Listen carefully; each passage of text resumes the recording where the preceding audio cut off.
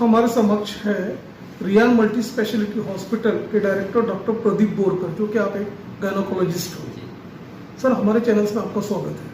धन्यवाद। Sir, doctors national day की आपको हमारी तरफ से शुभकामनाएं।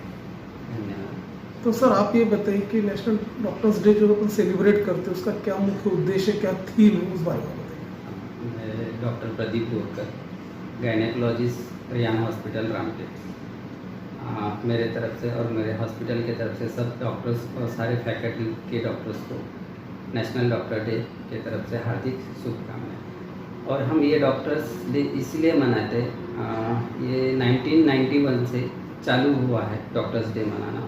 और जो बंगाल के डॉक्टर राय थे, उनके उपलक्ष्य में, वो बाद में वहाँ के चीफ मिनिस्टर भी रह चुके थे, उसके उपलक्ष्य में वो डॉक्टर्स डे मनाया जाता है। और उसके पीछे का जो रीज़न है, उद्देश्य है कि हम जो सेल्फलेस सर्विस प्रोवाइड करते हैं, निस्वार्थ सेवा से प्रोवाइड किए जाते हैं, तो ये समाज में उसका मैसेज जाना चाहिए कि जिस तरीके से आप दिन रात निस्वार्थ सेवा करिए इस प्रति के लिए। और हर साल उसको मनाए जाने का पीछे का रीज़न वही होता है कि आपको उससे प्रेरणा मिलती है, या जूनियर्स डॉक्टर्स को उससे प्रेरणा मिलती है, या हम सीनियर्स डॉक्टर्स से उससे प्रेरणा ली जाती है। इसलिए वो डॉक्टर्स डे सेलिब्रेट किया जाता है। सर, जैसे कि हम सब जानते हैं कि जो अभी लाइफस्टाइल डिसऑर्डर जो चल रहा है, खासतौर पर जो महिलाओं की जब हम बात करते हैं, तो ये देखा गया कि इनमें इनफर्टिलिटी के प्रॉब्लम्स काफ़ी बढ़ रही है, लेट मैरिजेस, ये कई रीजंस हैं। तो आप ये बताइए इसके मुख्य रीजंस क्या है उस बारे में। जी देखिए, अभी इनफर्टिलिटी को दूसरे लैंग्वेज में वंध्यत्व कहा जाता है। तो वंध्यत्व जैसे उसकी एक डेफिनेशन या व्याख्या भी होती है। एक कपल जो 1 साल से साथ में रह रहा है और साथ में रहने के बावजूद भी उनको प्रेगनेंसी कंसीव नहीं होती है, उसको वंध्यत्व के डेफिनेशन में, इनफर्टिलिटी डेफिनेशन में इंक्लूड किया जाता है। तो उसमें रीज़न भी होते हैं। हम गांव में हमने बहुत से देखा है कि फीमेल को ही उसको रिस्पॉन्सिबल माना जाता है, लेकिन ऐसा उसका कुछ भी रीज़न नहीं। उसमें डिवाइड होता है मेल इनफर्टिलिटी, पुरुष वंध्यत्व, और फीमेल इनफर्टिलिटी, स्त्री वंध्यत्व। तो उस हिसाब से उनको कैटेगराइज किया जाता है कि इसमें प्रॉब्लम क्या हो सकता है। मेल इनफर्टिलिटी के बहुत ज़्यादा इशू नहीं है। अगर उनकी शुक्राणु की जांच किए और कुछ हार्मोन्स की जांच किए, उससे हमको पता चल जाता है कि पुरुष वंध्यत्व है या नहीं है।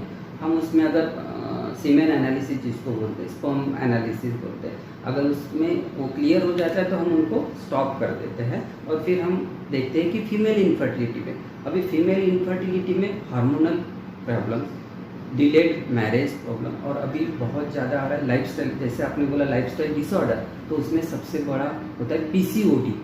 पीसीओडी के वजह से उनको इरेगुलर मेंसेस, जो महीने की दिक्कत होती है, वो बहुत ज़्यादा होती है। उससे अनओवुलेटरी साइकिल होता है, मतलब जो बोलते हैं कि बीज न बनना, तो उसके वजह से भी उनको इनफर्टिलिटी का प्रॉब्लम हुआ जाता है। फिर उसके बाद में जैसे जैसे एज बढ़ता है, उनका जो ओहम रहता है, एज रहता है, या बीज बोलते हैं हम उसको, उसका क्वांटिटी प्लस क्वालिटी, ये दोनों कम हो जाते हैं। जैसे स्त्रियों में कुछ लिमिटेड सोर्स होते हैं एग्स के, विथ रिप्रोडक्टिव एज ग्रुप वो कम होते जाते हैं, तो वैसे ही उनका जो फर्टिलिटी पीरियड है वो भी कम हुआ जाता है। तो इसके वजह से एज फैक्टर बहुत ही इसमें मायने रखता है। और तीसरा फैक्टर है कि मतलब हार्मोनल प्रॉब्लम, थायराइड हो सकता है, शुगर हो सकता है, बीपी हो सकता है उनको, या फिर अदर कॉजेज भी इसमें इंक्लूड किए जाते हैं, उसमें ओबेसिटी लाइक दैट। तो ये भी देखा गया कि अपन जैसे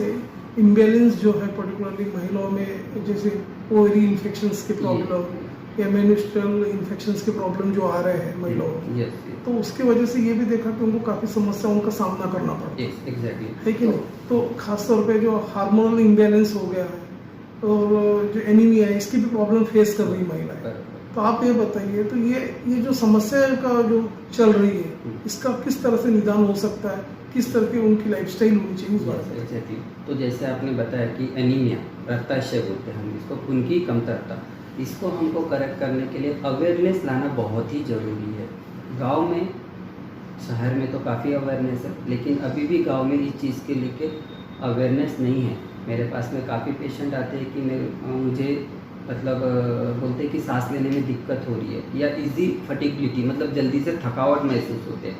तो हम देखते हैं उसके बाद में कुछ एग्जामिनेशन करके और ब्लड इन्वेस्टिगेशन, तो ऐसे पेशेंट में पाया जाता है कि बहुत खून की कमी है। तो हम ये देखते हैं कि रूरल पॉपुलेशन में ये बहुत ज़्यादा होता है। तो फिर उसके पीछे का रीज़न अवेयरनेस नहीं होता कि वो लास्ट तक के, जैसे मेंस्ट्रुअल, किसी को menstrual problem, excessive menstrual bleeding बहुत ज़्यादा होती है। उनको लगता है, मैंने 4-5 पेशेंट को पूछा, आप इतना सारा मेंसेस जा रहे थे, आपने डॉक्टर को क्यों नहीं दिखाया? तो बोले वो ख़राब खून है ना डॉक्टर साहब, वो जाने दीजिए, कुछ नहीं होता। लेकिन उनको वो चीज़ नहीं पता है कि ये बॉडी का खून जा रहा है करके, और उसके वजह से उनको वो रक्ताशय एनीमिया वो होता है। तो ये एक रीज़न है। दूसरा होता है कि आयरन टैबलेट उनको पता ही नहीं है कि हमको आयरन डिलीवरी के पहले भी लेनी है, प्रेगनेंसी में भी लेनी है, और डिलीवरी के बाद में भी 6 महीने तक के लेनी है।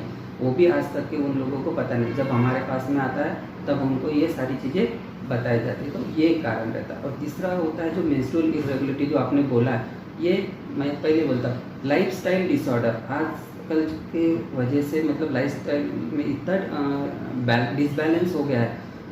आप फास्ट फूड ज़्यादा ले रहे हो, आप ऑर्गेनिक कुछ भी नहीं खा रहे हैं, उसके बाद में फैटी डाइट ज़्यादा ले रहे हैं, लिक्विड इंटेक नहीं है, आप कोल्ड ड्रिंक्स ज़्यादा ले रहे हो, मतलब ये लाइफस्टाइल सारी चीज़ें, स्ट्रेस बहुत ज़्यादा आ गया, आपकी एक्सरसाइज कम हो गई है, इसके वजह से आपको हार्मोन्स इरेगुलरिटी के बहुत प्रॉब्लम फेस करनी है। सर, जब हम प्रोफेशनल महिलाओं की जब बात करते हैं तो उन लोगों की भी देखा गया अपन एक तरह से सेडेंटरी लाइफस्टाइल है, एग्जैक्टली, लैक ऑफ एक्सरसाइजेस है, और सेकंड थिंग थायराइड के प्रॉब्लम है, हाई कोलेस्ट्रॉल है, हाई बीपी है, ये सारी चीज़ों को वो ये सामना कर रही है। तो उनमें अवेयरनेस नाम की अभी कोई चीज़ नहीं है।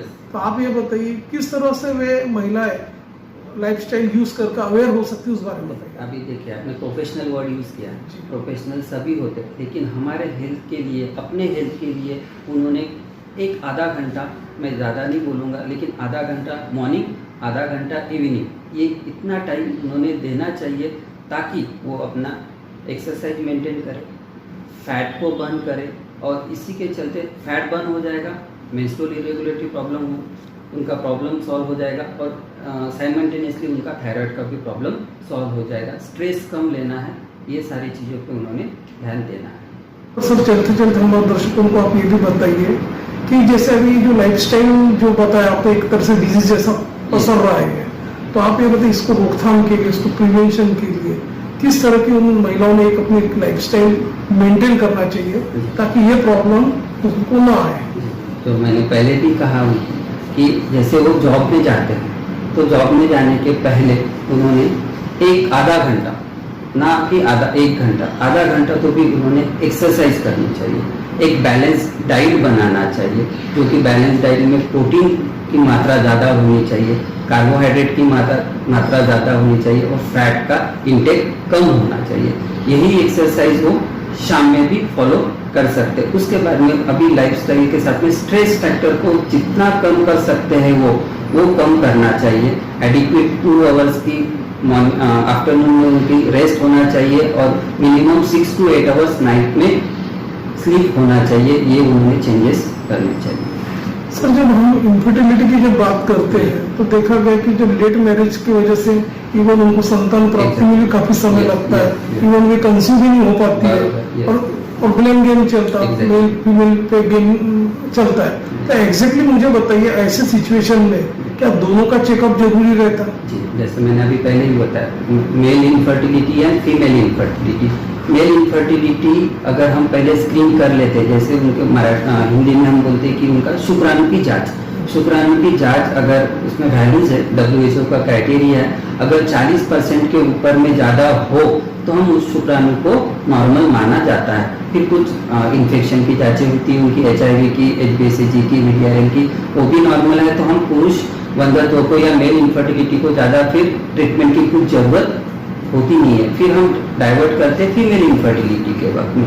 फिर ब्लेम करना, वो सारी चीज़ उसमें नहीं होती। उसमें पर्टिकुलर आजकल इनफर्टिलिटी के एडवांस ट्रीटमेंट इतना मतलब बहुत बढ़ गया है कि मैं ये सेंटेंस बोलूँगा कि कोई भी महिला इस ट्रीटमेंट से, वंध्यत्व से वंचित रह सकती है। ये ऐसी ट्रीटमेंट आया है हमारे पास में, उसमें जैसे ओवुलेशन इंडक्शन बोलते हैं, बीज बनाने की दवा है, कुछ टैबलेट्स आती है, उसके बाद में उससे ना हुआ तो इंजेक्शंस भी रहते हैं, और उससे भी ना हुआ तो हमारे पास में टेस्ट ट्यूब बेबी जो IVF इन विट्रो फर्टिलाइजेशन ये भी सारी चीज़ें होती है। तो कोई भी महिला जिनको वंध्यत्व है बहुत ज़्यादा, मैंने गांव में बहुत सारे देखा है, मेरे पास में भी आते हैं जिनके पास में मैं देख लेता हूँ, इतनी फाइल बनी तो मुझे समझ में आ जाता है कि ये महिला को फर्टिलिटी का प्रॉब्लम है, शी इज इनफर्टाइल है।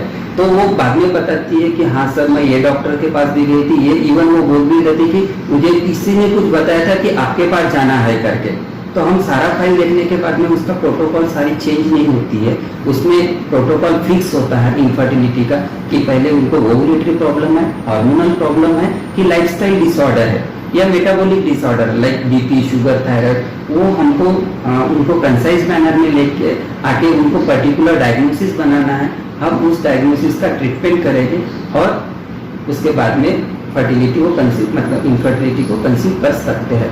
स्टिल मेरे पास में कोई पेशेंट आता है, डॉक्टर साहब मेरी सारी रिपोर्ट्स तो नॉर्मल है, फिर भी मैं कंसीव नहीं हो रही, तो दैट इज अनएक्सप्लेन इनफर्टिलिटी। किसका मेजर कॉज ना होते हुए भी प्रेगनेंसी नहीं रुक रही है, तो दैट इज अनएक्सप्लेनेटरी इनफर्टिलिटी। उसका चॉइस होता है कि आप उसके लिए थोड़ा मतलब अफोर्ड कर सकते हैं, तो आप टेस्ट ट्यूब बेबी IVF जिसको बोलते हैं हम, इन विट्रो फर्टिलाइजेशन भी हम उसके लिए drug of treatment of choice होता है उसको, लेकिन उसका थोड़ा कॉस्ट पड़ता है, इसीलिए रूरल पॉपुलेशन उसको थोड़ा सा नज़रअंदाज करती है और डॉक्टर चेंज करते रहते हैं। ये है उनका, तो उनको यही कहना है कि डॉक्टर चेंज करके कोई फायदा नहीं है, ट्रीटमेंट प्लान में कुछ भी डिफरेंस नहीं होता है। और हर एक स्त्री को मैं यहाँ से आपके माध्यम से आह्वान करता हूँ कि कोई भी एक भी स्त्री कोई भी वंध्यत्व से वंचित नहीं रह सकती है, क्योंकि उसका काफ़ी अच्छा ट्रीटमेंट और अच्छे लैब्स अभी अवेलेबल इंडिया में आ चुके हैं। हमारे पास में सारी पैथोलॉजी की फैसिलिटीज़ है, हमारे पास में सोनोग्राफी की फैसिलिटीज़ है। जो इनफर्टिलिटी के पेशेंट्स आते हैं उनको मेन पैथोलॉजी की फैसिलिटीज़ होना चाहिए, इनफर्टिलिटी के लिए सोनोग्राफी की फैसिलिटीज़ होना चाहिए, क्योंकि वो उनको ओवुलेशन स्टडी जो बोलते हैं उनको अल्टरनेट डे आना पड़ता है या सेकंड डे पे आना पड़ता है। और उसके बाद में हमारे पास में IUI की भी फैसिलिटी है, रिकॉग्नाइज IUI लैब है हमारे पास में, तो हम IUI लैब तक उनको लेके जा सकते हैं। और हमारा अभी नेक्स्ट प्रोजेक्ट चालू हो रहा है, आज से इनॉग्रेशन हुआ है उनका, हमारा टेस्ट ट्यूब बेबी अगले साल तक के वो भी बन के हो जाएगा। जिनको टेस्ट ट्यूब बेबी जिनके IUI से कंसीव नहीं हो पाते, ओवुलेशन इंडक्शन से कंसीव नहीं हो पाते, तो हम उनको टेस्ट ट्यूब बेबी का IVF का एक मतलब बेनिफिट्स